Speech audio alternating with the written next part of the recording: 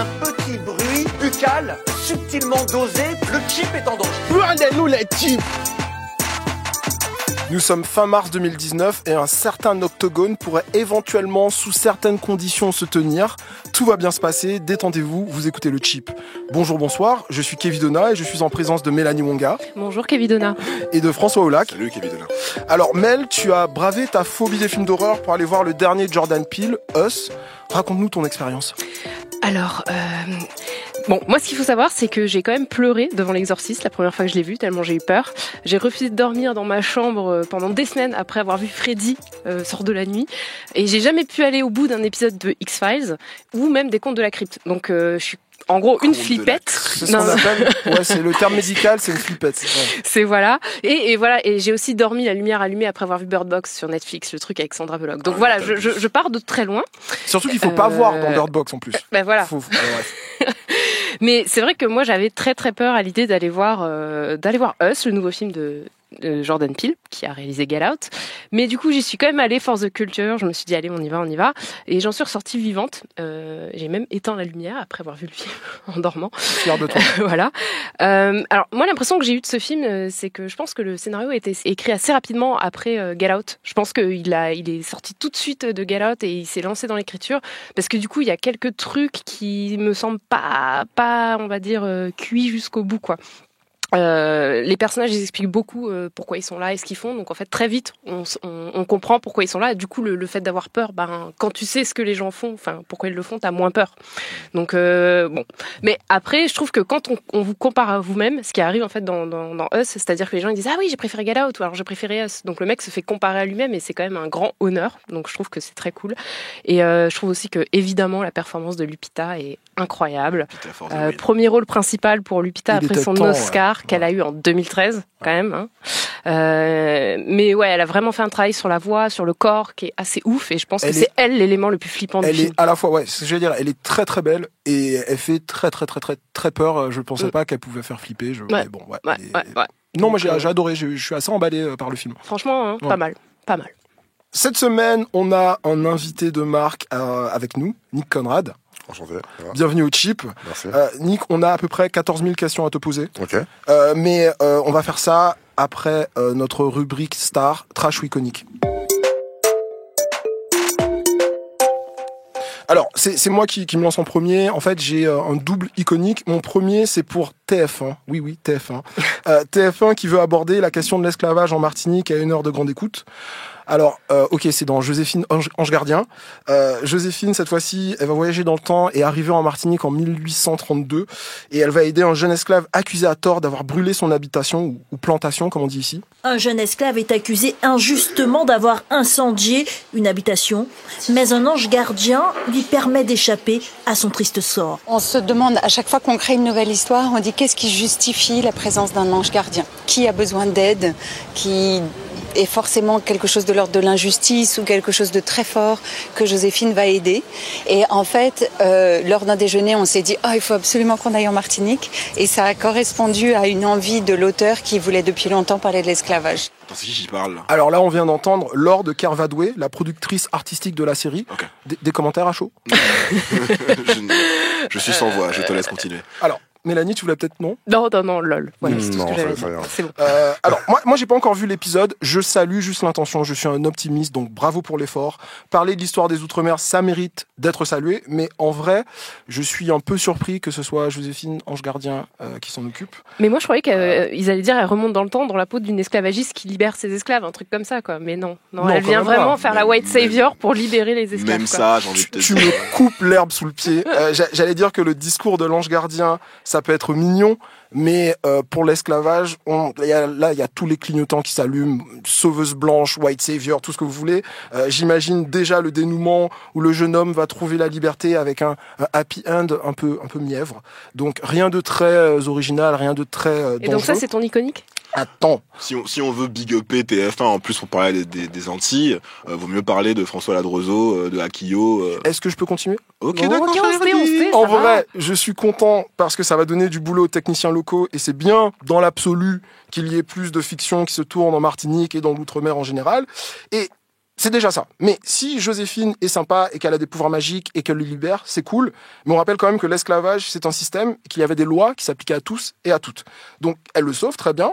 On va imaginer qu'à la fin, ça se termine plutôt bien.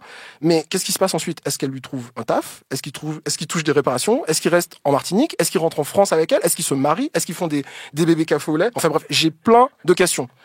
Toujours est-il que je crois que je suis un peu hypé par cet épisode.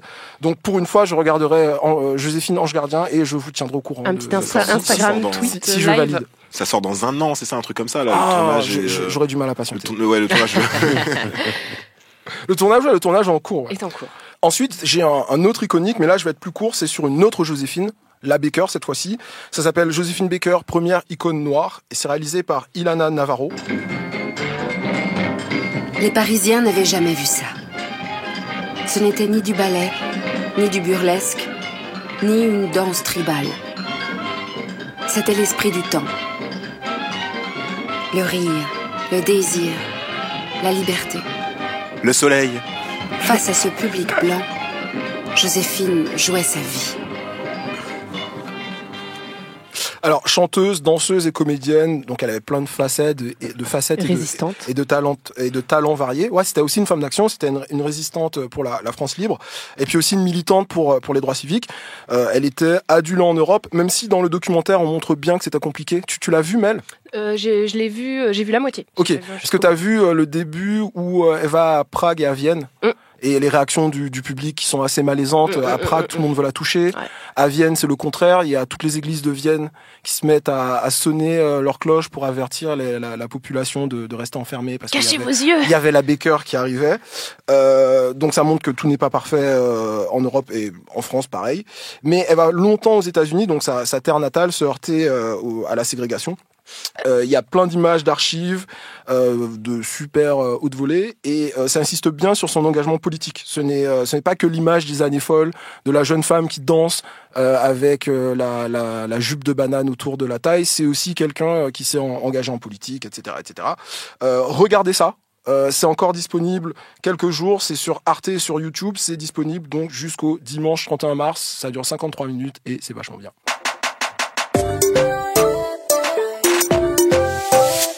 Alors pour le trashico des réseaux cette semaine, on a parlé beauté. On vous a demandé de choisir un peu dans quelle parfumerie vous allez vous fournir. Notre sondage demande cette semaine ce que l'annonce de Sonia Rolland en tant que nouvelle égérie Guerlain vous évoque.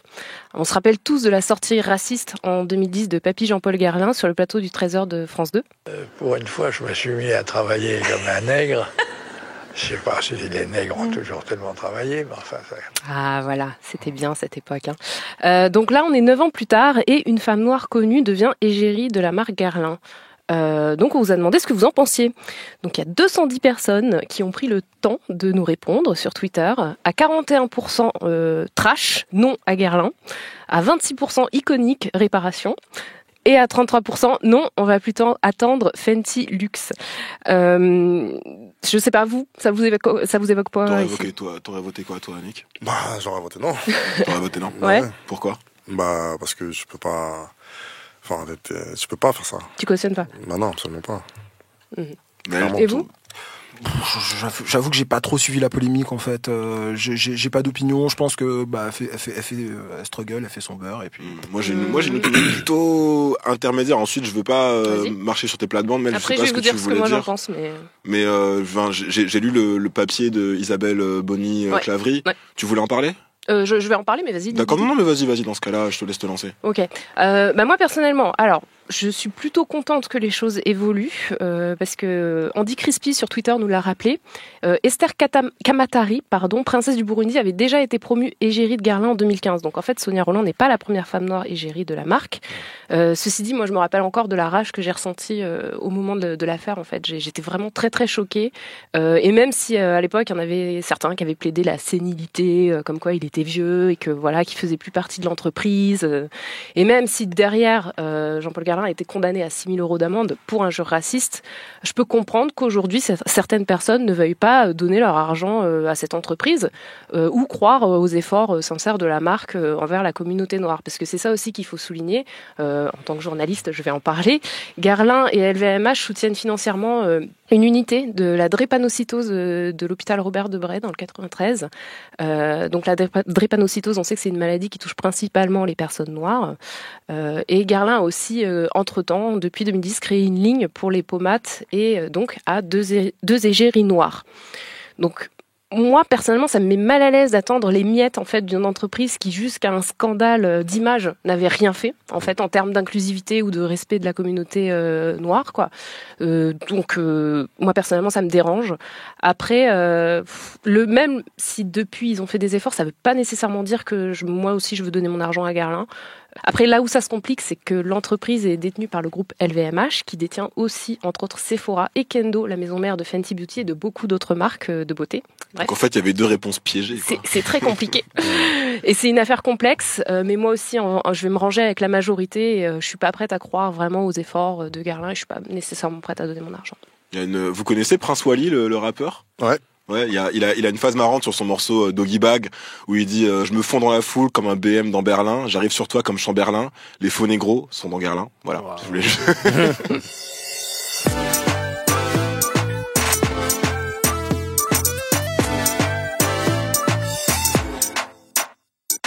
Donc du coup pour cet épisode, c'est toi qu'on reçoit, Nick, on est très content de t'avoir avec nous, merci d'avoir accepté notre invitation. Je t'en prie. Donc il y a pas mal de sujets qu'on aimerait bien balayer en ta compagnie et avoir un peu ton regard sur certaines choses. D'abord, je vais commencer un peu par te présenter. Donc tu as 35 ans si je me trompe 35 pas. Ans, ouais. 35 ans, tu es originaire de Noisy-le-Grand. Donc tu as des origines camerounaises. On en parlait un peu avant l'émission. Tu as une formation au conservatoire également. Alors j'ai fait du conservatoire étant plus petit. Ouais. Mais ça n'a pas duré très longtemps, j'en ai fait pendant 4-5 ans. D'accord. Et puis voilà. D'accord, donc t'as quand même une formation classique en musique et t'as commencé à faire de la musique plutôt jazzy, c'est ça ? En fait, c'est pas vraiment comme ça que ça s'est passé. En fait, à la base, mon père est mélomane, tu vois. Je suis issu d'une famille de mélomanes où on écoute beaucoup de musique afro-américaine, du jazz notamment. J'ai écouté beaucoup de jazz étant petit, de la soul, enfin toute la musique noire, on peut dire. Ouais. Mixé avec de la musique africaine, forcément, avec de la musique qu'on peut écouter un peu partout, enfin une fois de la variété française, des choses comme ça. Donc ouais, j'ai bercé dans un gros vivier musical, tu vois. Ce qui m'a j'ai tout de suite kiffé sur le jazz en fait, étant plus petit, tu vois. Donc des gens comme Duke Ellington, Nat King Cole, Art Tatum, tout ça, au cuivre aussi. Pour le côté africain, des gens comme Manu Dibango, voilà. Donc du coup, j'ai envie de faire ça, tu vois, très jeune. Donc effectivement, alors je presse un peu mes parents, tu vois, pour qu'ils m'inscrivent au conservatoire, etc. Donc j'en fais, mais quand je me heurte du coup à la théorie classique, bah du coup je me rends compte que c'est du classique et c'est pas ce que je veux faire. Tu vois, moi je veux faire du jazz, tu vois. Ouais. Donc on m'apprend à lire la musique, etc. Ouais, faut maîtriser un peu le solfège. Voilà, donc du coup c'est ça. Mais moi c'est voilà, c'est ça. Mais du coup j'avais pas compris ça moi étant petit. Moi je voulais faire du jazz tout de suite, tu vois. Direct. Donc on apprend voilà du Brahms, du Handel, du Mozart, du Vivaldi, enfin tout le classique, quoi, tout le répertoire classique. Et vite moi ça me saoule en fait. Tu vois, parce que je veux faire du jazz, tu vois. Et donc au bout de quelques années, donc j'arrête. Après avoir fait des cuivres, tu vois, donc j'ai fait du saxo, de la trompette, du tuba.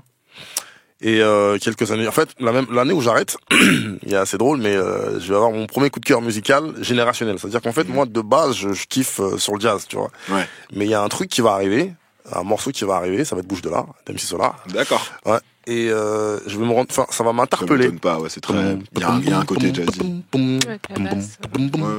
Et je vais dire, waouh, c'est quoi ça? Il était sous perfus de Gourou et Jazz Matters, hein. Voilà. D'ailleurs, il a fait le morceau avec eux, Le Bien et le Mal. Voilà.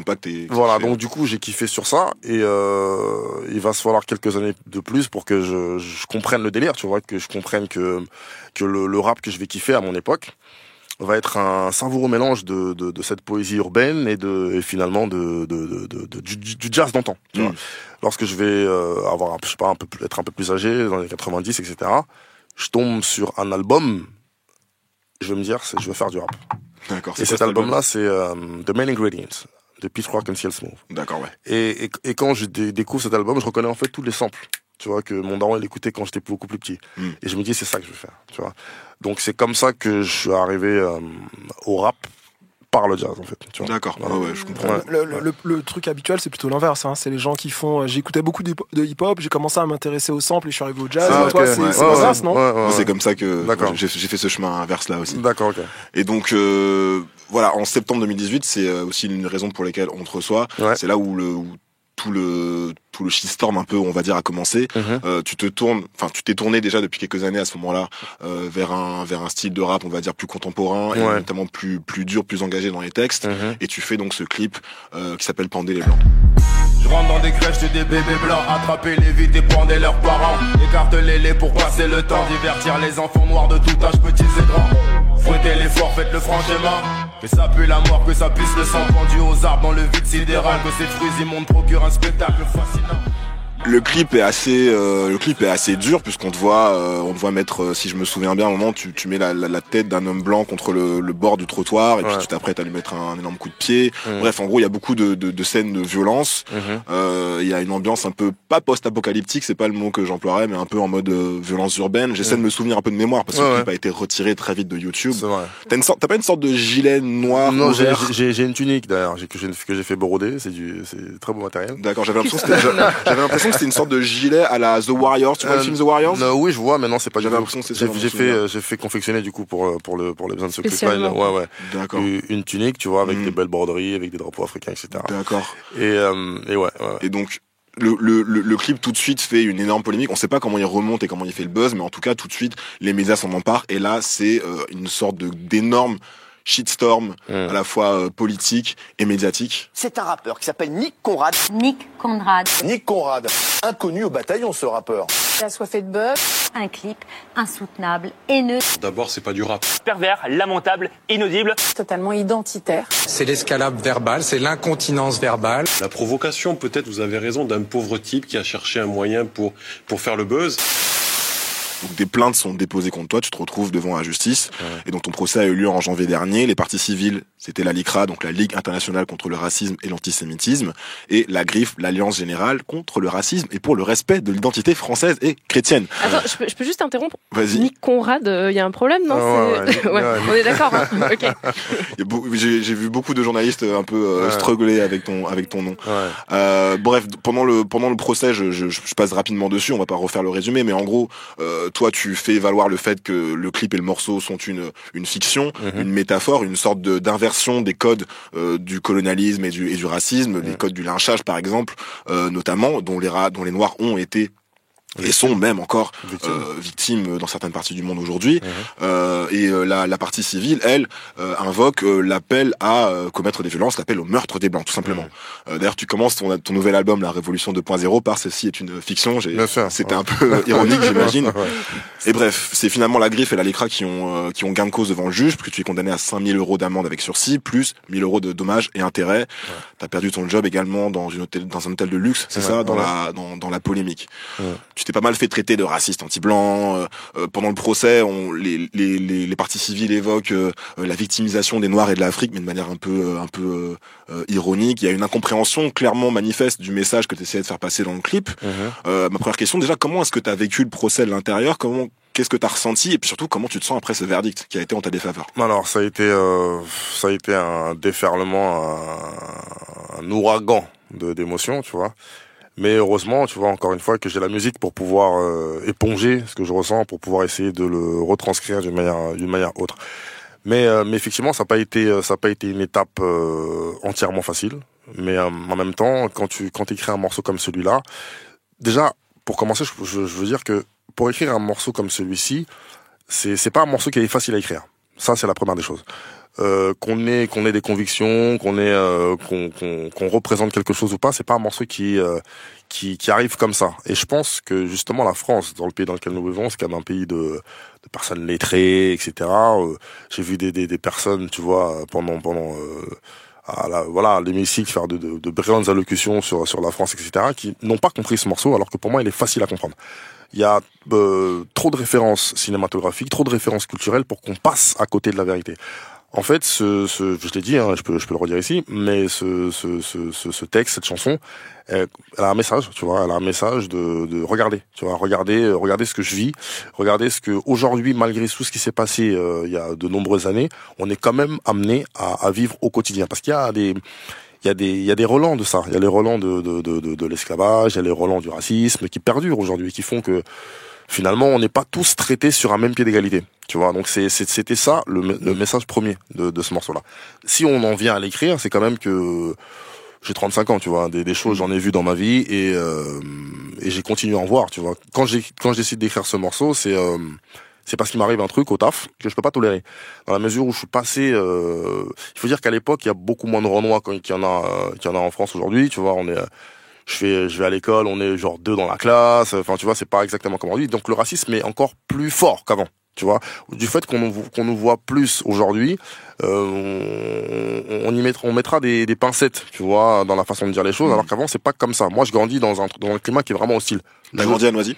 J'ai grandi à Noisy, okay. À Noisy-le-Grand. Je suis né à Paris, mais j'ai grandi à Noisy-le-Grand. Okay. Alors certes, c'est pas tout le monde n'est pas raciste, tu vois, mais je veux dire les petites blagounettes sont plus virulentes que maintenant. Tu peux pas te permettre parce en grandissant, on s'est fait des potes rebeux, on s'est fait des potes, tu vois, on est tous un peu différents. Mais l'époque a changé aussi.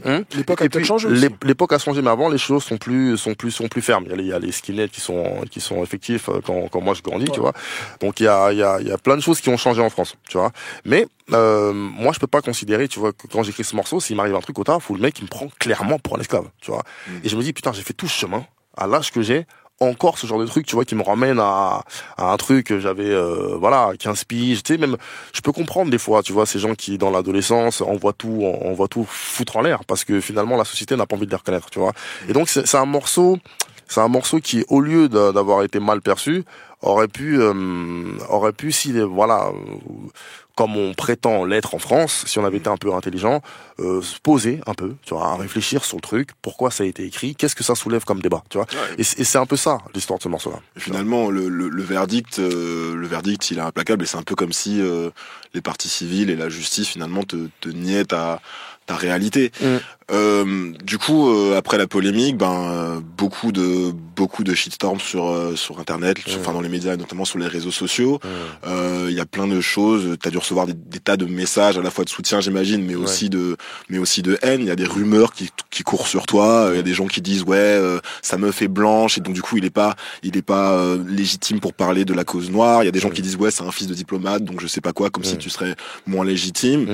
Inversement, t'as des gens qui utilisent le hashtag support Nick Conrad pour montrer leur soutien à ta personne. Bref, comment est-ce que tu gères un peu la vague des réseaux sociaux? Écoute, là, c'est les réseaux sociaux, c'est une affaire, c'est pas la vraie vie. Déjà, faut commencer par le dire. Mais néanmoins, il y a des vraies choses qui se passent sur les réseaux sociaux.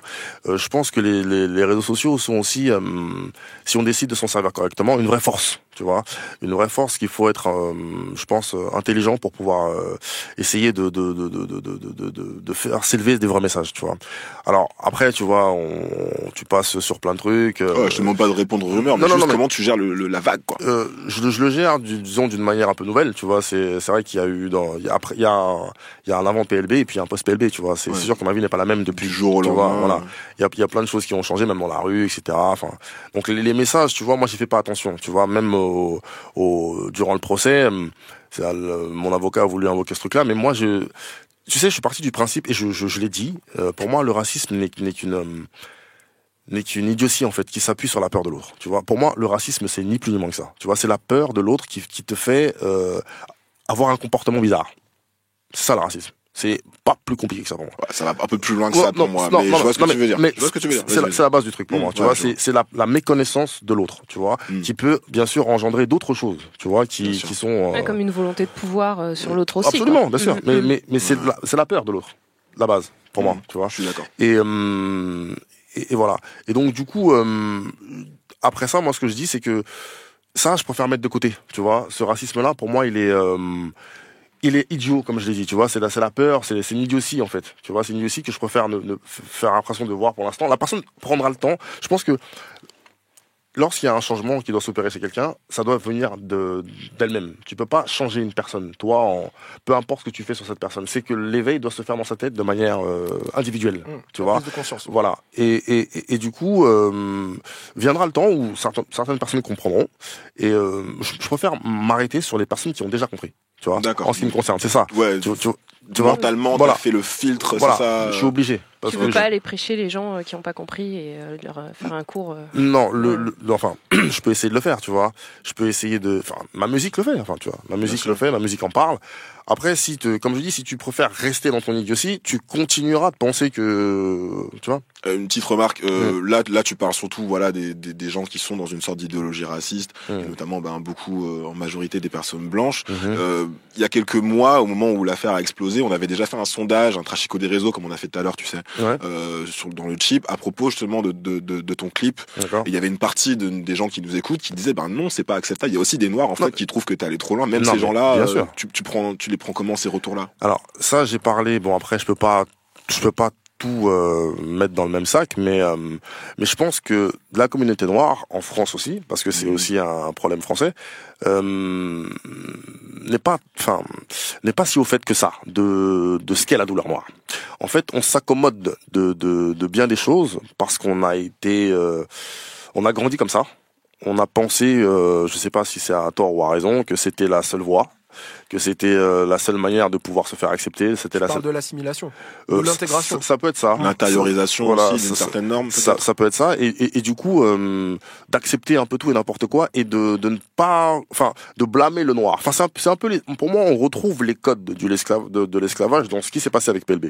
Enfin, je veux dire, quand la polémique de PLB explose, je me rends compte qu'il y a encore des choses qui sont effectives, qui datent du XVIIIe siècle, quoi. Tu vois. Et c'est ça.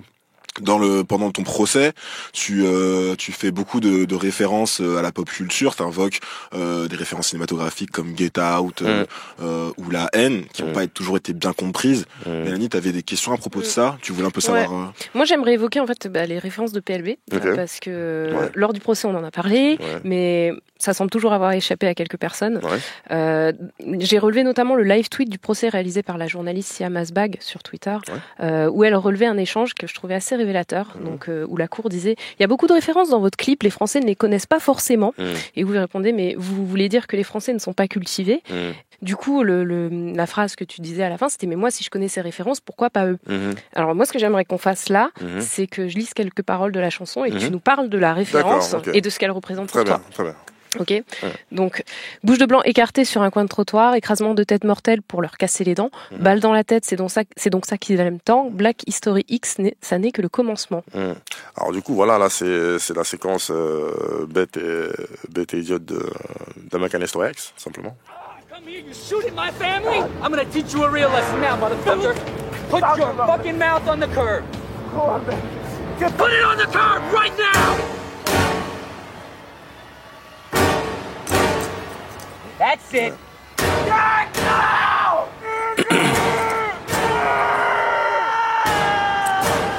say goodnight. Wow. Ma mère. Si j'ai les images, avec le bruit. Alors du coup, je t'interromps juste là-dessus. Alors, tu vois, après toute cette polémique, j'ai eu la possibilité de discuter avec bien des gens, etc. Et il est vrai que dans la communauté, malgré le fait qu'on n'en ait pas vraiment parlé, c'est une scène qui a choqué énormément de monde, tu vois. J'ai vu au collège. Voilà. Moi, je l'ai vu au lycée. Je l'ai vu au lycée et c'est une scène qui a traumatisé bien des gens qui appartiennent à la communauté noire. Et du coup, j'en ai parlé il y a pas très longtemps avec un journaliste encore, qui me disait que c'est une scène qui l'a profondément marqué. Genre, c'est un truc qu'il a pendant une semaine, il voyait le truc. Tu vois. Et du coup, voilà, c'est ça aussi. C'est-à-dire que moi, étant enfant, j'ai dû prendre ce choc. Tu vois ce que je veux dire? J'ai dû prendre ce choc, et si je fais le choix, comme je te dis, alors que c'est pas facile à faire, de renvoyer ce choc, c'est pour une raison. Tu vois? Voilà. C'est marrant, la seule scène que j'ai citée quand je décrivais ton clip, c'était celle-là. C'est celle qui m'a. J'ai pas vu American History X, mais c'est la scène qui m'a le plus marqué. Moi, je l'ai vu la semaine dernière, du coup, en préparant l'émission, et effectivement, c'est un truc très choquant. Et pourtant, il y a un cut au moment où l'action arrive. Exactement. On voit pas quoi. Mais l'effet est quand même incroyable, quoi. Le deuxième exemple que j'ai relevé, que je trouve intéressant, c'est pendu aux arbres dans le vide sidéral, que ces fruits immondes procurent un spectacle fascinant, macabre, effrayant, vis comme ils se meuvent. Donc, Billie Holiday. Voilà. Southern trees bear strange fruit, blood on the leaves and blood at the root. Ouais, donc qu'est-ce que ça veut dire pour toi, Billie Holiday? C'est surtout ce titre-là, quoi. C'est Strange Fruit, c'est le fruit étrange, quoi. C'est le fruit étrange. Le fruit étrange, pourquoi? Parce que c'est un corps suspendu dans le vide sidéral, c'est un fruit bizarre, tu vois. Et les arbres sont supposés produire des fruits, pas des cadavres, tu vois. Donc c'est cette idée-là. Ouais. Après, ce qui me choque un peu, c'est que ces images-là, elles ont été produites par les États-Unis, mais en vrai, c'est aussi arrivé en France, en fait. Enfin, l'esclavage et le meurtre de personnes noires, c'est arrivé. Sans remonter jusqu'à l'esclavage, les ratonnades de très contemporaines depuis les années 60, 60. Mais en fait, il y a vraiment cette dissonance cognitive où les gens nous renvoient en disant mais non, mais ça c'est aux États-Unis. Voilà. Alors moi, c'est aussi le truc contre lequel j'ai dû me battre un peu, parce que oui, mais c'est une culture américaine, c'est pas l'autre. Alors du coup, tu vois, là, parce qu'on est aussi là pour faire la promo de l'album, mais dans Révolution 2.0, t'as un skit, tu vois, qui s'appelle Le bourdonnement des colibris. Et du coup, qui parle un peu de ça, c'est-à-dire que on a cette fâcheuse tendance en France, je ne sais pas pourquoi, alors qu'en fait, c'est juste ça qu'on attend tous, c'est de pouvoir faire table rase de plein de choses en discutant. Tu vois, il y a beaucoup de personnes qui sont sur des plateaux dans des émissions radio que j'ai entendu dire oui, mais alors que ça va un peu mieux entre nous aujourd'hui, on est quand même en 2019. Pourquoi est-ce que cet artiste, en plus il est pas très bon, se permet de retourner sur les trucs du passé, ça appartient au passé? Non. Alors là-dessus, moi j'aimerais clarifier les choses une bonne fois pour toutes. C'est un peu comme si, parce il y a quelqu'un qui a pris l'exemple d'un paquet un peu lourd qu'on a laissé sur le côté pour que finalement ça finisse par aller pour tout le monde. Non, ça va pas pour la communauté noire. En fait, même si il y a un truc qui a été déposé en arrière, l'homme noir avance toujours. C'est un peu comme s'il était sans âme. Voilà, il a besoin de se retrouver. Et pour se retrouver, il va falloir qu'on ouvre ce sac, qu'on dissèque ce qu'il y a à l'intérieur comme souffrance, qu'on puisse en parler pour que chacun puisse avancer librement. C'est ça le problème en fait. C'est qu'aujourd'hui, quand je dis qu'on écope encore de ces mots, de ces douleurs qui appartiennent au passé. Je sais pas, quand tu prends les transports en commun, bon, je suis habillé comme je suis habillé, il y a une grand-mère qui est là, ça va s'accrocher à son sac. Qu'est-ce que ça veut dire? Quand je suis en train de fumer ma clope devant une porte Digicode, le monsieur il ferme la porte pour que le pas rentre dans le bâtiment. Qu'est-ce que ça veut dire? Il y a quelque chose qui est négatif et qui accompagne la couleur de peau noire. Ça, il faut le traiter. Ça. Moi, j'ai pas envie d'avoir des enfants demain et que mes enfants subissent encore ce genre de truc, en fait. Ça, il faut pouvoir en parler, en fait. Et c'est pas qu'un truc américain, c'est un truc mondial, en fait. C'est juste que les Américains en parlent de manière beaucoup plus libre, à travers leur culture. À travers leur culture. Et puis, alors, c'est pas les mêmes combats aussi. Il faut dire que les Noirs américains ont quand même essuyé pas mal d'émeutes, ont monté des groupes, voilà, on subit le truc de manière plus violente que la nôtre, mais en même temps, c'est pas la même chose. Il est vrai qu'en Europe et aux États-Unis, c'est deux histoires différentes. Ceux que sont devenus plus tard les Afro-Américains sont d'abord les Africains, mais qui ont été amenés de force sur un territoire. Une fois qu'ils ont été déracinés, où est-ce qu'ils vont retourner? Nous, on a la possibilité en France, et c'est ça aussi peut-être notre chance, de savoir d'où nous venons. Tu vois, tout à l'heure on en parlait, moi je suis allé au Cameroun il y a pas très longtemps, je sais encore d'où je viens, on m'a pas retiré mon identité, tu vois. Malcolm X, pourquoi est-ce qu'il décide de s'appeler Malcolm X? Cassius Clay, pourquoi il décide d'enlever son nom, tu vois? Le nom donné par le maître blanc. Donc c'est pas la même chose, c'est pas la même histoire. Ça je le comprends bien. Néanmoins, en France, on subit quand même, malgré tout ça, comme je disais tout à l'heure, les relents, je sais pas, j'arrive pas à trouver les effets d'un passé qui est lourd à porter et qui est parfois, je pense, dur à assumer pour la France. Ouais. Voilà. Dernière référence que je voulais évoquer, alors moi je l'ai perçu comme ça, mais c'est peut-être pas ça, mais ôtez-leur toute humanité, qu'ils ne soient plus que des objets sans vie dès à présent. Moi ça m'a fait penser à Get Out. D'accord. La scène. Alors. Waouh. Now, sink into the floor. Wait. Sink. Ouais, sink and place. Wow. C'est flippant. Mec, cette scène. J'ai revu cette scène, j'ai waouh. Ouais. Jordan Peele, c'est mon gars. Est-ce que blague à part, Jordan Peele, c'est mon gars. T'es allé voir Us déjà? Je suis pas encore allé le voir. Pas encore, ouais. C'est pour ça qu'on n'a pas dit de spoiler. Mais ce film-là, c'est vrai que ça a été un choc pour moi aussi. Je pense que c'est pas très longtemps après l'avoir vu que j'ai écrit PLB. Ça a été waouh, il est fort ce film. Il est super fort. Get Out. Si je l'avais pas vu, j'aurais peut-être pas agencé les mots de la même manière, j'aurais peut-être pas mis tout ça, tu vois. Ça a été un film très fort. En fait, il m'a inspiré beaucoup ce film. Ouais, c'est vrai. Moi, j'ai envie de parler d'un autre truc, du coup, par rapport à cette histoire de procès, toujours. Tu es l'héritier, sans le vouloir, d'une longue tradition à la fois française, mais également américaine, de criminalisation du rap. Je pense que tu le sais.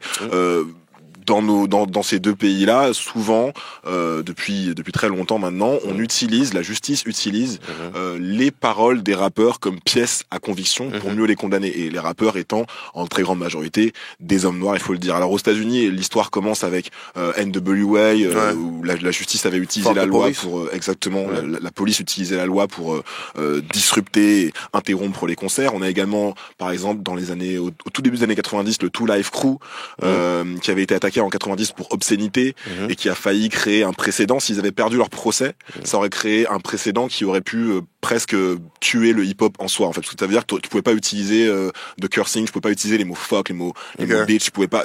Tu vois, ça a failli être un procès très très important. Et heureusement, ils ont gagné leur procès. Je te recommande à ce propos l'épisode de Hip Hop Evolution sur Netflix, le docu Hip Hop Evolution, qui parle justement de cette histoire du Two Live Crew. C'est super intéressant. On peut également évoqué Snoop Dogg, tu sais, en 96, il avait eu un procès pour meurtre, pas un meurtre qu'il avait commis, mais un meurtre que quelqu'un de son entourage avait commis. Et donc à ce moment-là, il avait été en procès et les jurés avaient joué les paroles de Murder Was the Case, pour mieux l'inculper. Et beaucoup plus récemment, YNW Melly, jeune rappeur de 19 ans qui a été inculpé il y a pas longtemps pour double homicide et dont les paroles de son morceau Murder on My Mind vont probablement être utilisées à son encontre, alors que le morceau a été écrit et publié bien avant les faits. Évidemment, bien après les faits, excuse-moi. Non, avant. Avant ou après ? Non, avant. En France, c'est pareil, on a le ministère amer avec Sacrifice de poulet à l'ancienne, Sniper, Orelsan, j'en fais plus. Beaucoup plus récemment, on a Joel Feno, rappeur du 20e arrondissement, qui a été condamné en décembre 2017 à 2000 € d'amende pour injure publique et incitation d'atteinte volontaire à la vie pour le morceau Bavure qui dénonçait les violences policières. Bref, je vais pas faire un historique complet, tout ça pour dire que c'est quelque chose, les procès de rappeurs, c'est quelque chose qu'on connaît bien à la fois en France et aux States. Exactement. Et pourquoi je parle des States, c'est parce qu'encore une fois, ils ont un regard un peu plus clairvoyant sur la situation. Un rappeur que j'aime beaucoup qui s'appelle Killer Mike dit dans une vidéo du Huffington Post que pour lui en fait la criminalisation du rap et des rappeurs c'est un prolongement des lois Jim Crow. Les lois Jim Crow donc qui sont les lois de ségrégation auquel le Civil Rights Act de Martin Luther King a mis fin. Donc en gros pour lui la pénalisation du rap c'est le prolongement de la ségrégation et de la suprématie blanche. Donc est-ce que tu as ce sentiment-là, toi ? Est-ce que tu as l'impression qu'il y a une liberté d'expression à géométrie variable et que en tant qu'homme noir, tu es moins libre ? J'ai l'impression que lorsqu'il y a certains sujets sensibles qui pourraient faire avancer la société, là, voilà, c'est pas bon. Ouais. Voilà. Ton procès, c'est le 3e procès en France pour racisme anti-blanc. Ouais. Alors, racisme anti-blanc, je voulais juste faire une petite parenthèse sur ça. En faisant des recherches, c'est un terme qui a été, on va dire, inventé, mis médiatiquement sur la scène par Jean-Marie Le Pen en 1988. Donc, c'est vrai que maintenant, c'est rentré dans le langage courant, mais il faut aussi se rappeler d'où ça vient, ce truc. Hein. Ça a été amené par... C'est une idée d'extrême droite, en fait, ce truc de racisme anti-blanc. Bien sûr. Il y a avant toi, donc il y a 2 cas en France de condamnation pour, avec plein de guillemets, racisme anti-blanc. En septembre 2010, mais alors là, pour le coup, on sort du domaine artistique, on sort de la musique. En septembre 2010, il y a un jeune homme d'une 20aine d'années qui a agressé dans le RER à Paris, qui est blessé par un autre homme armé d'un tesson de bouteille et il se fait traiter de sale blanc et de sale français. Donc en première instance, le tribunal avait rejeté la circonstance aggravante de racisme parce qu'ils n'étaient pas bien sûrs de 1 que les propos avaient été tenus et de 2 parce que le monsieur qui a tenu les propos anti-blanc était blanc lui-même. Donc ça c'est un premier cas. Et puis après la cour d'appel de Paris avait retenu la circonstance aggravante de racisme, ce qui a alourdi sa peine, 4 ans d'emprisonnement dont 3 fermes. Et puis plus récemment, avril 2016, pareil, la cour d'appel de Lyon a condamné à 3 mois de prison ferme un jeune de 22 ans qui avait insulté le passager d'un train, le traitant de sale blanc, de sale français. Et donc il a pris 1500 € d'amende et 500 € de dommages et intérêts. Ouais. Ce que je pense qui est intéressant, c'est un peu la loi, en fait, la position un peu du gouvernement sur ces questions-là. Donc pour rappel, le délégué interministériel à la lutte contre le racisme et l'antisémitisme a mis en ligne une note explicative qui s'intitule « Racisme et antisémitisme, rappel des principales infractions ». Et le truc, c'est la provocation à la discrimination, à la haine ou à la violence à l'égard d'une personne ou d'un groupe de personnes à raison de leur origine, de leur appartenance ou de leur non-appartenance à une ethnie, nation, race ou religion déterminée. C'est 1 an d'emprisonnement et 45 000 € d'amende si elle est publique, seulement 1500 € d'amende si elle n'est pas publique. Si c'est chez toi, ça si va. c'est chez toi, tu prends moins cher. Il y a ce que tu disais, François, sur le gouvernement, enfin le système qui se défend. Il y a effectivement dans cette position, on pourrait dire, la volonté de pas faire de distinction en fait, et de dire que le racisme anti-blanc n'est pas une invention, comme tu disais Mélanie, de Jean-Marie Le Pen des années 80, mais une vraie réalité qui est un fléau moderne de nos temps. Et voilà, c'est vrai que c'est pour moi, c'est d'une certaine façon, en tout cas, détourner le débat sur le racisme. Ouais. Je trouve ça aussi marrant en termes de timing que ton verdict arrive quasiment simultanément de l'attentat de Christchurch, tu sais, en Nouvelle-Zélande, commis par un suprémaciste blanc qui en plus est venu manger manger le grain de la théorie du grand remplacement chez nous en France. Kevin, excuse-moi. Ouais, ben justement, j'y arrivais. Donc, je te disais, enfin, ce que j'allais dire, c'est que à l'époque, dans le contexte un peu post-Charlie, on voyait les réponses aux artistes qui provoquaient ont été assez musclées. On voyait de la radicalisation islamiste et de l'apologie du terrorisme un peu partout. Et après la tuerie de Christchurch en Nouvelle-Zélande, on découvre que le terroriste australien se serait radicalisé lors d'un voyage en France et qu'il à Paris, ouais. C'est important de le dire. Il est arrivé à Gare du Nord, il a fait « Oh putain !» Il est pas allé à Istres, c'est ça, Mélanie? Et donc voilà, il y a ce voyage en France où il se radicalise, et puis il mentionne le concept du grand remplacement à plusieurs reprises, et ça soulève plein de questions très légitimes. Déjà, de 1, qu'est-ce que c'est? Donc le grand remplacement, c'est un concept de Renaud Camus, intellectuel français de 72 ans, et ce concept est repris par des suprémacistes blancs aux 4 coins du monde. En gros, la population blanche se fait graduellement remplacer via les migrations et les métissages, et c'est bien évidemment le plus grand génocide du 3e millénaire, comparable à des atrocités du XXe siècle, point Godwin. Et tout ça se fait avec le consentement des leaders mondiaux, Emmanuel Macron en tête, et voilà, cette théorie a envahi les esprits depuis 10 ans, et pas seulement à l'extrême droite, ce que tu disais Mélanie, mais beaucoup plus loin que ça. Il y a plein de noms qu'on citera pas aujourd'hui, qui ont écrit des éditos, des essais pour défendre cette thèse, ou des choses assez proches. C'est surtout qu'après l'attentat, on a vu sur les plateaux télé les mecs arriver et dire oui, c'est vrai que la théorie du grand remplacement, comme si c'était un truc universitaire. Alors Marine Le Pen dit non. Marine Le Pen dit non, mais les autres arrivent et disent oui, c'est vrai. Enfin, moi j'ai été ultra choquée en fait. Il y a des gens qui sont morts et la première personne à qui on va demander, c'est l'éditorialiste d'extrême droite, c'est Zemmour et compagnie. Alors vous en pensez quoi? Et le mec vient te raconter n'importe quoi. Enfin, moi je trouve ça ultra choquant. Nick, qu'est-ce que j'avais demandé qu'est-ce que t'en penses, le fait que tu sois condamné pour racisme anti-blanc au moment même où les gens, où on découvre que le suprémacisme blanc existe et donc que peut-être ce serait bien de le dénoncer.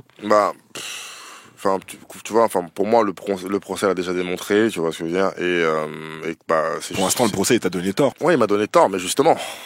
S'il me donne tort, pour quelle raison il me donne tort? Et puis c'est surtout que dans ton procès aussi, on a parlé de suprématie noire. Voilà, mais la suprématie noire n'existe pas, messieurs dames. Alors, moi j'ai vu quelque chose sur les réseaux sociaux et c'est aussi dans la bouche d'un humoriste qui s'appelle Haroun. Donc c'est une question que j'ai pour toi. Est-ce que tu penses que la France est devenue la Syrie des suprémacistes blancs? On y fait un voyage et hop, on se radicalise. Et si oui, qu'est-ce qu'il faut faire? Est-ce que je peux répondre à ça? Est-ce que tu te sens responsable? Est-ce que tu te sens coupable, responsable? Est-ce que je peux répondre à ça? Non, j'avais pas vu ça comme ça, mais... Tu sais que pour une fois, la France est en avance sur les States, parce que comme je te disais, troisième procès pour racisme anti-blanc et t'es considéré du coup dans les médias comme un suprémaciste noir. Aux États-Unis, pour l'instant, il n'y a eu aucun procès pour suprémacisme noir. Il y a des activistes noirs se font pourchasser par la justice pour plein de raisons plus ou moins fondées, plus ou moins fallacieuses, etc. On sait que par exemple les Black Panthers étaient à l'époque, tu sais, harcelés par les renseignements, etc. Évidemment.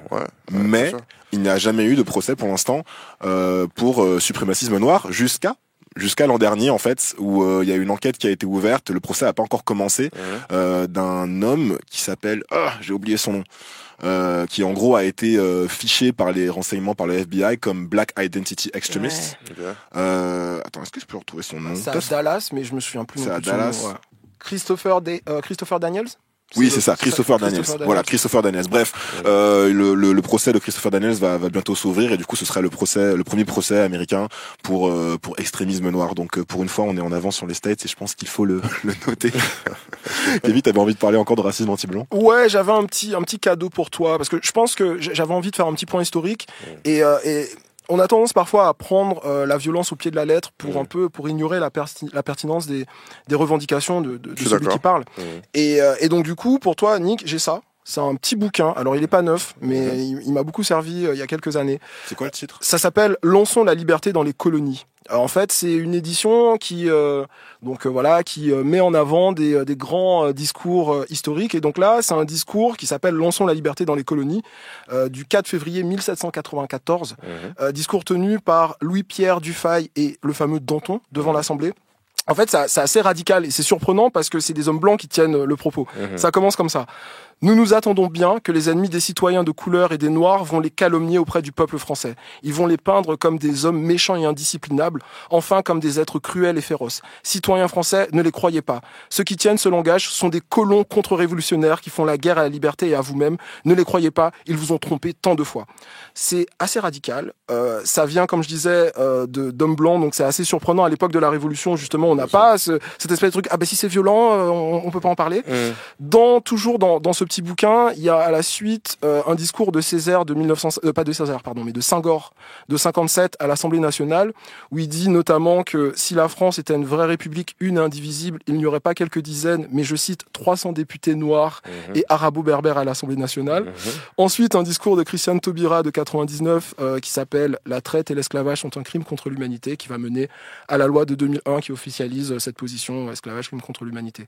Comme au tribunal, on t'a dit que Malcolm X n'était pas une source ou une référence utilisable en France, la prochaine fois que tu te fais emmerder pour un son provocateur, genre par exemple manger les colons, tu pourras citer ces deux hommes blancs, Danton et Dufay, et normalement ils sont blancs et français, donc tout le monde devrait se détendre et tu nous diras si ça marche. Voilà, cadeau pour toi. Merci. D'ailleurs, je pense pas que tu sois à court de références littéraires parce que tu cites notamment Fanon dans l'album. Donc parlons un petit peu de l'album Révolution 2.0. Il y a beaucoup de références dans l'album, tout comme dans le clip de PLB, il y a toujours beaucoup de références. Donc moi j'ai noté Fanon, Gilles Scott-Heron également, parce qu'à un moment tu dis Gilles Scott-Heron se trompe et que la révolution finalement sera télévisée. En référence non littéraire, il y a Salif Keita, il y en a d'autres. Pour commencer déjà, quel message finalement t'as voulu faire passer dans cet album? En fait, je pense que cet album il est arrivé vite parce que comme je te l'ai dit, PLB m'a frappé quand même, tu vois, émotionnellement parlant. Je suis pas inhumain, donc il y a plein de choses qui m'ont traversé et du coup tout ce qui m'a traversé, qui m'a frappé vraiment fort, j'en ai profité pour l'écrire, quoi, tu vois. J'en ai profité pour l'écrire. On pourrait penser, enfin, si avec du recul, c'est un peu comme ça que moi je pourrais le voir. C'est un peu comme si PLB c'était un condensé c'était un concentré que les moins initiés, tu vois, ne pourraient pas comprendre. Je pense que Révolution 2.0 permet de comprendre certaines choses, tu vois. D'accord. Voilà. Pour ceux qui n'ont pas forcément, parce qu'il y a aussi ça, il y a aussi le fait que en France, sur Paris, on est beaucoup, tu vois, dans les grandes villes, dans les grandes agglomérations, etc. Mais la France est quand même un pays blanc, tu vois ce que je veux dire. Bien sûr. Je crois qu'on est en tout et pour tout, tous les Émirats confondus, peut-être au maximum 15% en France. Mais tu vois, même je crois que c'est un gros chiffre, tu vois. Pour un pays européen, ouais. Ouais. Donc voilà. Et donc il apparaît possible, tu vois, que le blanc ne se sente pas concerné, tu vois, même si finalement il l'est quand même, parce que c'est un monde qui est connecté, tu vois, et où tout le monde a sa part de responsabilité Et donc voilà, je pense qu'il est quand même important que tout le monde sache de quoi le noir est fait, je pense. Ouais. Justement, tu parles de quoi le noir est fait, et j'ai envie de te poser des questions sur ton rapport à l'identité noire. Il y a un morceau qui m'a le plus plu, je pense, sur l'album, c'est le morceau Bounty. D'accord. Mais il m'a aussi un peu interpellé. Tu dis dans le morceau que Omar Sy c'est un Bounty, que Nicki Minaj, Kendrick, et en gros les ricains ils sont pas très renois. Je sais plus si c'était dans le même morceau, mais tu dis qu'en gros tu vas sodomiser Beyoncé jusqu'à ce qu'elle fasse des concerts pour l'Afrique. C'est un discours un peu vénère. Qu'est-ce que tu veux dire par le fait, par exemple, que Omar Sy c'est un Bounty? Enfin, qu'est-ce qu'il veut dire ce morceau? C'est quoi un Bounty? Bounty, pour moi, comment je pourrais l'expliquer en des mots clairs, c'est le Renois qui n'accepte pas sa position de Renois, on a parlé un peu d'Assimilation tout à l'heure, qui joue le jeu de quelqu'un d'autre pour être accepté par la société. C'est ça pour moi le Bounty. C'est celui qui oublie aussi un peu d'où il vient, parce que finalement c'est peut-être mieux. C'est peut-être mieux parce que ça permet de franchir certaines portes que la négritude t'empêche de pouvoir atteindre. Beyoncé, Nicki Minaj, excuse-moi, et Kendrick qui sont pas très renois, c'est pourquoi? C'est parce qu'ils sont américains, c'est parce qu'ils sont riches, parce qu'ils sont occidentaux? Non, c'est pas ça. Alors, dans le dernier album de Kendrick, il y a eu un morceau qui s'appelle Ya, je crois, dans lequel il dit Don't call me a black no more. D'accord, mais pourquoi il dit ça? Il fait une O.J. Simpson? Hein? Il fait une O.J. Simpson? Non, il dit, non. Et puis après, j'ai pu lire quelque part qu'il avait dit, il appartient plus à la communauté renois. Je sais plus, il appartient maintenant à un groupe hébreu noir. Je reprends, les Black Israelites. Ouais, voilà, exactement, tout comme ça. Tu vois, donc. C'est un peu comme les Five Centers, non? C'est ça, c'est un peu comme les Nation of Islam. Je suis pas instruit sur le sujet. Mais pour moi, tu peux pas dire ça, tu vois. Je veux dire, tu peux pas dire, don't call me a black no more. Mec, je t'ai aimé parce que t'es renois, parce que tu revendiques des trucs, tu vois. Ouais, et c'est un peu cette idée-là que je sous-entends dans ce morceau-là, tu vois. Après, je parle d'Omar Sy parce que justement, tu vois, des fois, faut savoir prendre certaines positions. Quand justement, j'aborde ce thème-là, c'est la question de la Libye, tu vois. Lorsque l'histoire de la Libye éclate et l'esclavage qu'on connaît, on fait tous une marche, tu vois. On se rend sur Paname et tout, c'est un truc sympa, mais alors que on attend tous, tu vois, une personne qui puisse s'exprimer, une personne qui nous représente, voilà, quelqu'un qui nous représente, qui puisse être en capacité de prendre la voix pour nous, et après il y a Claudie Cher qui l'ont fait, etc. Bien sûr. Mais voilà, quelqu'un qui est un peu, je sais pas. Et lui il le fait pas, mais par contre juste après, quelques jours après, il va défendre la cause de quelqu'un d'autre, tu vois. C'est pas que une souffrance ne vale pas une autre, c'est pas ça, c'est juste que c'est un adage français qui le dit, charité bien ordonnée commence par soi-même. Bien sûr. Tu vois, donc je pense que c'est ça, c'est ce rapport-là avec la négritude qu'on a du mal à assumer en France, et c'est, je pense, ce qui fait aussi que c'est plus compliqué pour ceux qui sont en bas d'affirmer ce truc qui est pas à la base un truc mauvais, tu vois. S'aimer soi-même ne veut pas dire détester les autres, tu vois ce que je veux dire. Medine dit ça aussi. Voilà. Donc et voilà. juste pour rebondir sur Omar Sy, moi il y a un truc qui m'interpelle un petit peu, c'est notamment le fait que sa femme soit hyper plus engagée que lui publiquement sur ces sujets-là, notamment sur les réseaux sociaux, sur Instagram et tout. Et en fait, en y réfléchissant, tu te dis, elle est blanche, elle a peut-être moins à perdre aussi, tu vois. Je sais que je suis d'accord avec toi sur le fait qu'à un moment donné, il faut arriver, il faut dire, tu vois, faut prendre ses responsabilités. Après, mais en tant qu'homme noir, c'est peut-être plus compliqué, quoi. Je sais pas si en tant qu'homme noir, c'est plus compliqué ou peut-être que t'as acheté dans un jeu où tu peux plus te permettre certaines choses. Disons que tu restes pas la personnalité préférée des Français. Tu vois, c'est peut-être ça aussi. Alors que, en fait, ce que je dis, c'est que, tu vois, j'ai pas cité n'importe quelle personne, tu vois. C'est pas parce qu'ils sont caïds, tu vois. Par exemple, Denzel Washington, pour moi, c'est un black person. Un mec sûr. Tu vois, c'est quelqu'un, tu vois. Et Nicki Minaj, alors, du coup? Nicki Minaj, je sais plus, elle avait dit un truc, je l'avais lu, là, du coup, je l'ai plus en tête, mais c'était un délire pareil, tu vois. D'accord, ok. Et du coup, c'est un peu ça. Mais voilà, c'est pas la question de l'américaine, d'où tu te situes dans le monde. C'est pas ça, c'est ton africanité, tu vois. Et j'aime bien les gens qui sont fiers de ça, tu vois. D'accord. Tu peux comprendre que c'est un truc qui puisse faire peur à certaines personnes, et notamment même de la communauté noire, ce rapport que t'as qui est très radical à l'identité. Je crois que pendant le procès, on t'a pointé du doigt pour avoir retweeté ou liké un tweet de Dieudonné, par exemple. Je crois même que l'un des avocats de la partie civile te disait que tu t'identifiais aux idées de Kémy Séba. Des gens, du coup, qui ne sont pas seulement noirs et politisés, mais également des gens qui sont dans un discours très presque essentialiste, racialiste. Et c'est quelque chose qui peut parfois transparaître dans tes lyrics, je peux me gourer. Mais quand j'écoute des morceaux comme Tempête subsaharienne, j'ai l'impression de voir ces militants là, tu sais, panafricanistes et parfois très radicaux qui retournent la pyramide, tu vois, du racisme, et pour finalement substituer le racisme d'État par un autre nationalisme, des nationalistes noirs tout simplement, des suprémacistes noirs. Est-ce que tu t'identifies déjà à des mecs comme eux, par exemple? Pas du tout. Tu vois que là t'as cité par exemple quelques exemples auxquels je peux pas m'affilier, tu vois. D'accord. Déjà, moi je fais pas de politique, je fais de l'art, tu vois. Et alors tu t'as pris le morceau de Tempête subsaharienne, j'ai plus les lyrics en tête, mais ça, c'est, je fais la musique comme un film, tu vois, avec des scènes fortes pour te faire capter une image, tu vois ce que je veux dire. Le but c'est pas d'arriver comme tu dis, parce que c'est un peu ça. Du coup, ce qu'on me reproche, c'est ce qui n'est pas vrai, tu vois, d'être raciste ou d'être radical. Enfin, tu vois, c'est des mots que j'aime pas, tu vois. C'est des mots que j'aime pas, c'est des mots dans lesquels je me reconnais pas, tu vois, très simplement. Donc après voilà, après oui, je pense que par contre, il faut savoir être ferme quand même sur ses positions, tu vois ce que je veux dire. Et la fermeté ne veut pas dire la radicalisation. Faut faire attention aux mots qu'on utilise, parce que ça peut emmener dans des bourbiers justement, tu vois. Et c'est ça pour moi la vraie zone d'incompréhension, tu vois. J'avais une question un peu plus perso à te poser, et si tu veux pas y répondre, il n'y a pas de souci. Je sais que tu es atteint de la drépanocytose. Comme tu disais Mel au début de l'émission, c'est une maladie qui touche presque exclusivement les personnes noires. C'est même la maladie qui a emporté Prodigy l'an dernier. Non, enfin, il est pas mort de ça en fait. Non, a priori, il serait mort pour un truc plus con malheureusement. Mais tout le monde savait qu'il avait la drépanocytose. Est-ce que juste est-ce que juste ça t'a influencé dans ton vécu, dans ta vision du monde, et notamment ta vision de l'identité noire? Mais bien sûr. Alors, bien sûr. Forcément.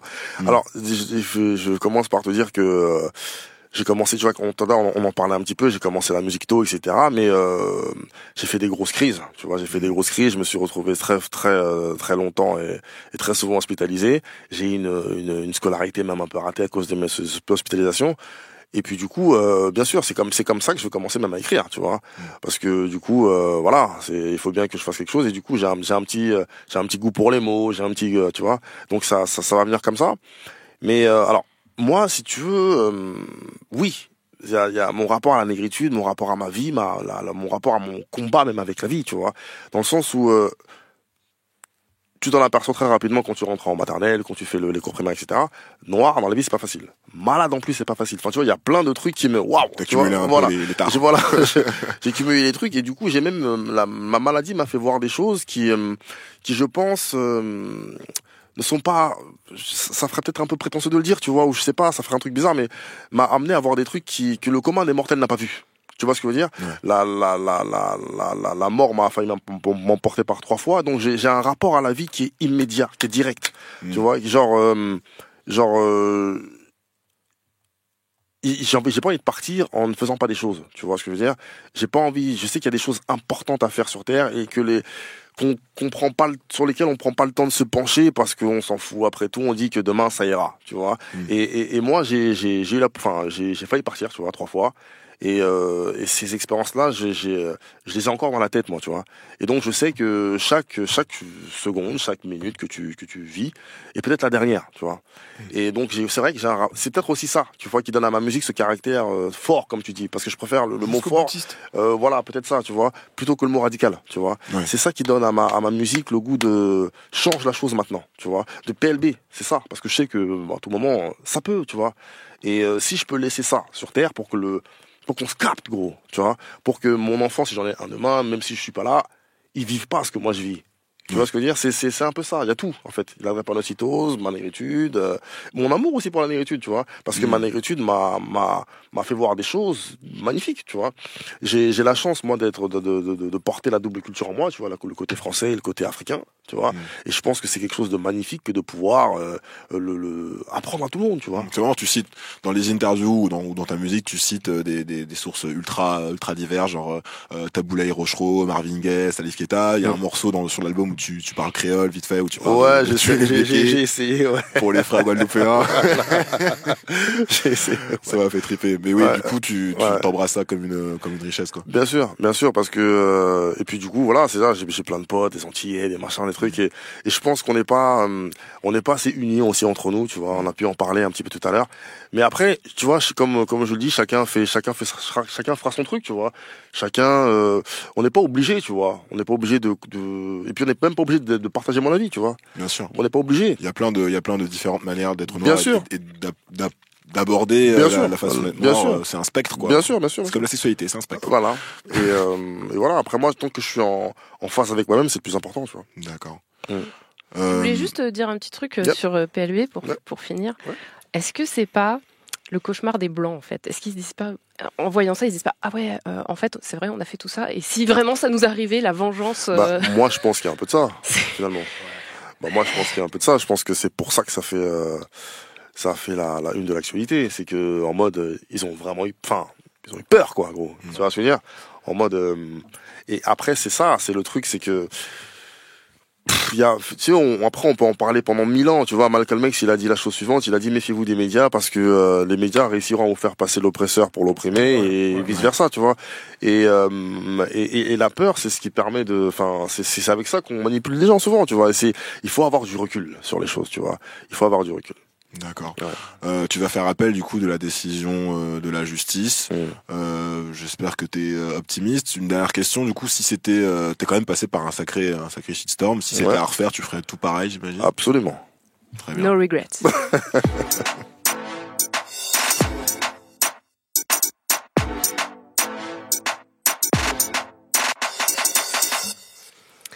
Alors, en recommandation, cette semaine, première recommandation, parce que j'en ai deux.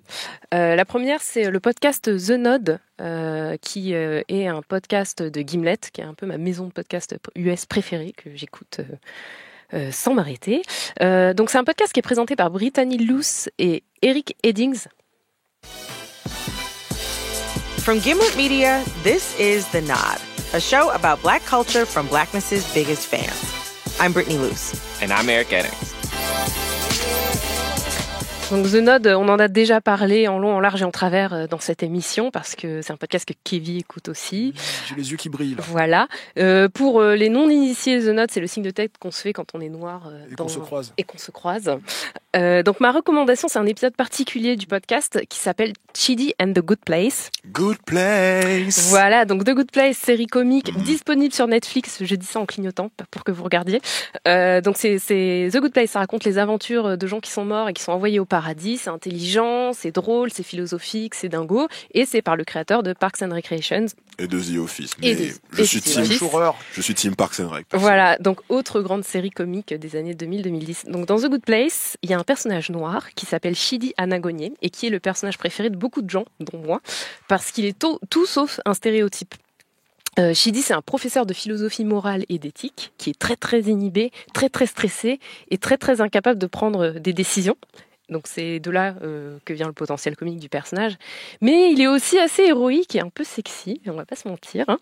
Et dans cet épisode de The Nod, donc, Eric Eddings interviewe Cord Jefferson, qui est scénariste de The Good Place, homme noir, et il parle de la blackness dans la série, du fait d'être anxieux, dépressif quand on est noir, ce qui est le cas de Chidi, et de comment en fait la writer's room de The Good Place fonctionne et traite le fait d'être noir dans l'afterlife. En fait, une fois que t'es mort, est-ce qu'au paradis il y a des noirs? Ça continue. Est-ce qu'il y a encore du racisme? Comment ça se passe? Tu sais que Tupac a fait une chanson qui s'appelle I Wonder If Heaven Got a Ghetto. Ah. Ouais, il y pensait déjà. Merci pour la ref.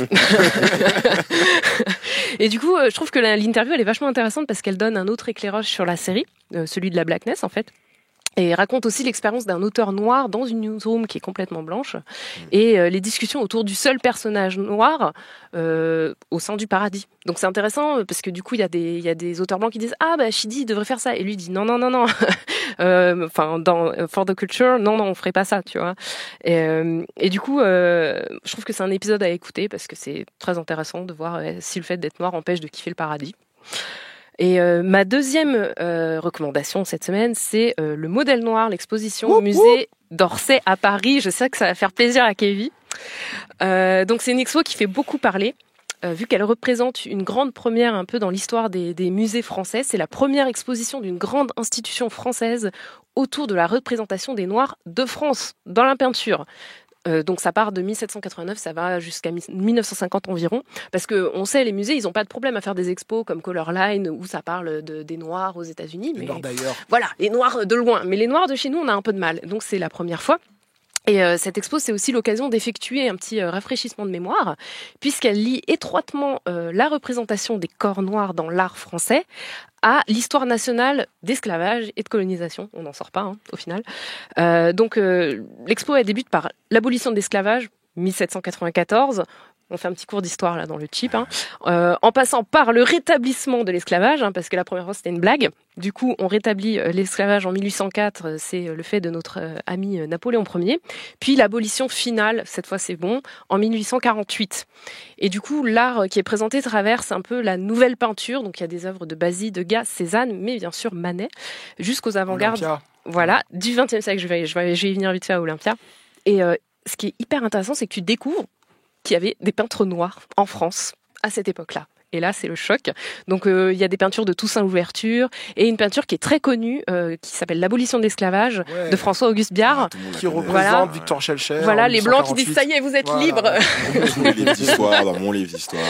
Ah, voilà. Mais ce qui est bien, c'est qu'il y a un vrai regard. C'est-à-dire que les textes à côté des œuvres, tu dis « ouais, bon, cette œuvre, elle est biaisée parce qu'en gros, on lui a dit « ok, tu peux faire la peinture, mais quand même, tu mets les Blancs et tu dis que c'est eux qu'on libéré les esclaves. » quoi. Du coup, c'est vraiment au-delà du fait juste de mettre en avant des peintures avec des modèles noirs en mode « où est Charlie ? Oh, il y a un noir là », ça va au-delà de ça.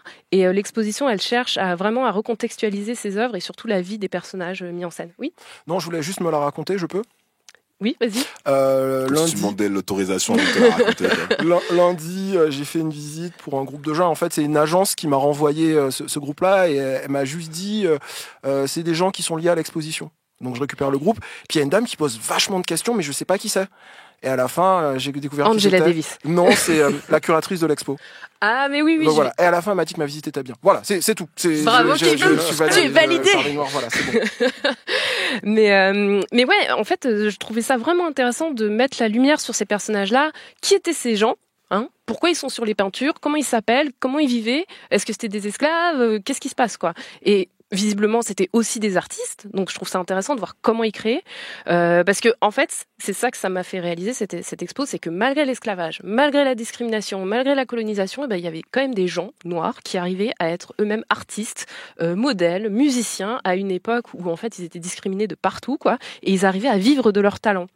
Il y a notamment Joseph, qu'on peut citer, du coup, originaire d'Haïti, modèle star de l'époque, qu'on retrouve notamment sur le tableau très connu qui est le Radeau de la Méduse, de Théodore Géricault, et qui a posé un peu partout pour tout le monde, tous les gens qui comptaient à l'époque. Voilà, et on le voit vieillir en fait à travers. Ouais. Et du coup, c'est vrai que de nos jours, je pense que Joseph, il aurait eu un peu 50 000 abonnés sur Instagram, tu vois. 500 000. C'était une vraie resta, quoi. Alors juste vite fait un petit détour sur l'idée de cette exposition, parce qu'on peut se demander pourquoi d'un coup nous faire cette offre. Elle est venue grâce à la chercheuse de la Fondation Ford, Denise Murrell. C'était elle, ouais, voilà, qui est venue présenter à Paris sa thèse sur Olympia de Manet, effectivement, donc qui était une peinture très connue qui a été présentée en 1865 au Salon. Donc c'est le célèbre tableau avec la prostituée allongée nue sur son lit et une servante noire à gauche en haut qui tient un bouquet de fleurs. Donc Denise Murrell, elle s'est demandé qui était cette servante noire dans le tableau et quelle était sa relation avec Manet, comment elle était arrivée là. Et du coup, elle a fait vraiment sa thèse sur ça. Alors là, maintenant, je viens juste à moi, ce que j'ai ressenti dans cette expo, dans mon petit cœur. C'était saisissant, c'était un peu surréaliste en fait. Je voyais, il y avait des jeunes filles qui se prenaient en selfie devant le portrait de Madeleine de Marie Guillemine Benoist, en disant « Hey, c'est dans le clip de Beyoncé et Jay-Z, dans Ape Shit et tout ». Donc elles font un selfie. On entend des vieilles dames qui passent devant les tableaux et qui font « Ah oui, c'est typique de la musculature des Noirs ». Donc voilà, on voit des murs entiers de cadres avec des modèles noirs partout. Alors que d'habitude, c'est plutôt l'inverse. D'habitude, quand tu es au musée, tu es là, tu fais bon, est-ce qu'il n'y a pas des portraits où il n'y a pas que des blancs ? Là, c'est l'inverse. Tu fais putain, ils sont où les blancs ? Et à la fin de l'expo, il y a un truc qui m'a vachement plu, c'est Ophélia inversée. Donc Ophélia est noire et la servante avec les fleurs est blanche. Et elle lui offre une tête de mort qui est le cadeau de... Ophélia ou Olympia ? Olympia. Pourquoi je dis Ophélia ? Olympia. Excusez-moi. Olympia, du coup, qui est allongée sur le lit, qui est noir, et la servante avec les fleurs qui lui offre une tête de mort qui symbolise le cadeau des Blancs à l'Afrique. Donc voilà. Et ce côté aussi, le renversement de Olympia, ça m'a fait penser à Beyoncé quand elle se fait servir dans son clip par les blanches, voilà. Donc voilà, c'est assez surprenant. À la sortie de l'expo, il y a une grande tablée de merch. Il y a plein de livres. Donc moi, j'ai pris la Condition Noire de Papendai, Toni Morrison. Il y a plein de trucs à acheter qui sont vraiment cool. Donc voilà, je recommande. L'expo, elle est visible du 26 mars au 21 juillet 2019 au Musée d'Orsay à Paris. Alors moi j'ai une recommandation, c'est d'ailleurs Nick une de tes inspirations, ou en tout cas quelqu'un que tu mentionnes, que tu name drop dans ton album, on a déjà parlé, Jill Scott Heron. On va dire qu'il fait une sorte de poésie, on pourrait dire du spoken word. Il est surtout connu du grand public pour son titre The Revolution Will Not Be Televised, la révolution ne sera pas télévisée. Toute son œuvre est intéressante. Mais j'ai envie de recommander 2 morceaux en particulier. Le premier, c'est Whitey on the Moon. Il faut écouter l'intro de la chanson qui est assez drôle. Il explique lui-même de quoi il s'agit. We have a poem here. It's called Whitey on the Moon. And it was inspired by some Whiteys on the moon. So I want to give credit where credit is due. J'ai un poème qui s'appelle Le blanc sur la lune, qui m'a été inspiré par des blancs sur la lune. Je tenais à rendre à César ce qui appartient à César. To be on the moon, c'est être dans la lune, mais c'est aussi être sur la lune, c'est être un peu fou, ou alors complètement défoncé en anglais. C'est un texte de 1970, donc l'époque de la conquête spatiale, et Jill, qui est un artiste noir engagé, démontre avec ironie l'indécence de cette conquête spatiale menée par des hommes blancs, alors que la grande majorité de la population noire vit encore dans la précarité. Il continue en décrivant cette injustice de façon très concrète.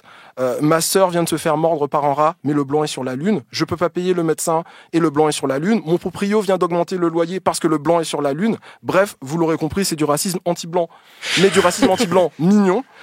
Il y a eu une reprise dans Man on the Moon de Damien Chazelle par Leon Bridges. J'ai pas vu le film. Mais il y a aussi un deuxième morceau que je trouve vraiment d'actualité. À sa façon, c'est un morceau qui s'appelle We Beg You Pardon. On vous demande pardon ou excusez-moi. En fait, c'est la suite d'un morceau qui s'appelait Watergate Blues.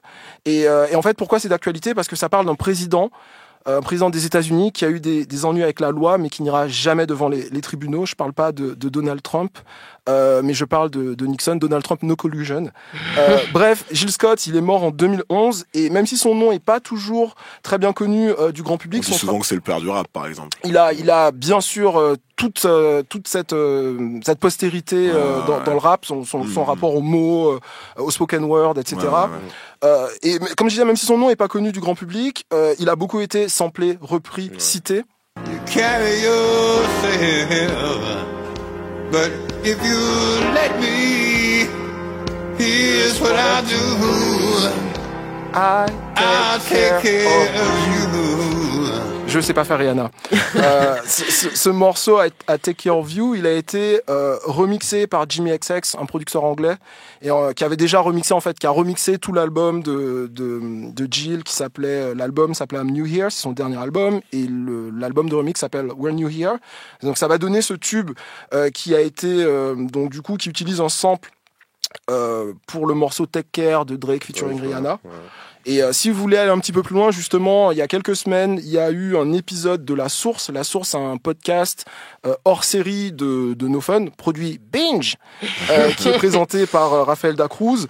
Et en fait, voilà, ils expliquent d'où viennent le sample. Et en fait, le morceau I Take Care of You, c'est déjà une reprise d'un vieux bluesman dont j'ai oublié le nom, qui vient du Tennessee. Et en fait, c'est intéressant. Pourquoi ? C'est aussi une histoire musicale, comment une chanson peut être connue par des publics différents. C'est-à-dire que I Take Care of You ou Take Care, ça va être connu par des gens qui s'intéressent à la scène post-dubstep, à des gens qui l'ont découvert par Rihanna, à des gens qui ont découvert la version d'Eric Clapton, à des gens qui se la pètent parce qu'ils connaissent Jill Scott Heron. Enfin, il y a plein de façons différentes de rentrer dans ça. Donc je trouve que c'est aussi un échange intéressant, et bien sûr on vous mettra la référence dans les notes dans la référence. Je suis fatigué. Voilà.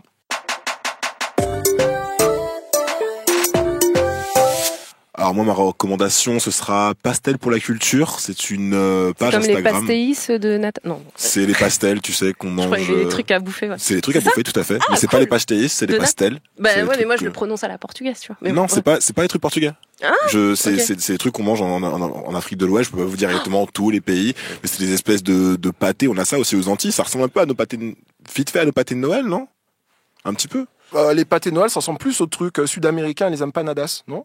Ben, là, ouais, les pastels, c'est pas tout à fait la même. Non, c'est pas la même consistance, c'est pas la même pâte, mais bon. Nick, t'as un avis sur la question? Non. C'est que je connais pas, mais ça, je crois, ça m'évoque quelque chose, mais je suis pas sûr. Ouais, non, mais j'en ai mangé une fois et j'étais très, très bon. Bref, Pastel pour la culture, c'est une page Instagram et ça s'accompagne également de playlists Spotify et c'est une page sur le rap ou le néo-rap maintenant, comme faut l'appeler apparemment. Merci les Inrock. Bref, en gros, c'est une page de rap qui te fait découvrir des artistes de rap français, souvent underground, souvent indé. Il donne beaucoup de force par exemple à Lyonzon qui est un crew de Lyon, Jordi, Slimka, donc le Suisse Slimka, Triple Go, les rappeurs de Montreuil, enfin le rappeur de Montreuil et le producteur qui est un groupe que j'aime beaucoup. En gros, c'est un groupe qui faisait du PNL mais bien avant PNL et dont je vous conseille d'ailleurs le nouvel album Machakil qui est vraiment excellentissime. Bref, Pastel pour la culture, c'est des chroniques vidéo de 1 minute, donc c'est ultra facile à consommer.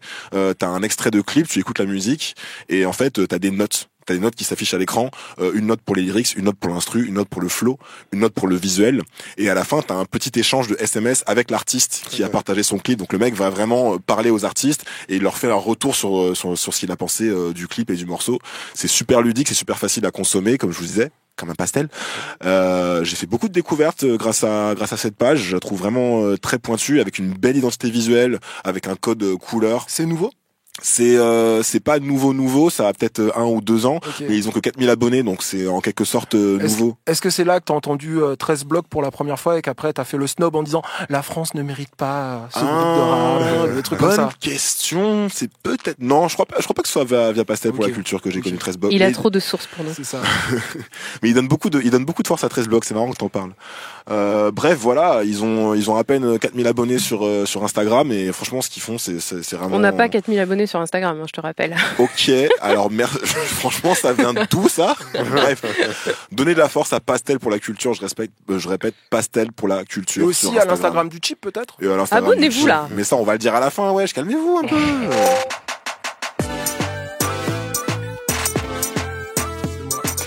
Voilà, c'était l'épisode 313 du Chip. On revient dans 15 jours. Nick, merci.